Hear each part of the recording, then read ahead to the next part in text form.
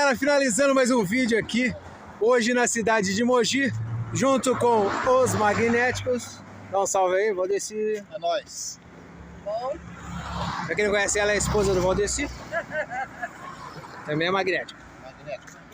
E hoje deu 3 pontos, né? 3 pontos. Hoje deu 3 pontinhos, a gente fez um pouco, você vai ver nos shots da galera aí, nos vídeos aí e tal.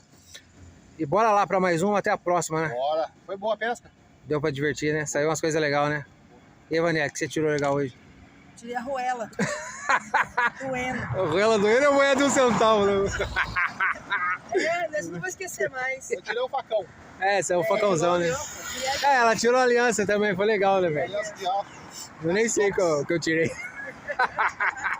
Mas tá valendo. Galera, até a próxima aí. Valeu aí. Até a próxima cidade, É galera. nóis. É nóis. Fica aí. Esse pôr do sol da hora aí. Valeu.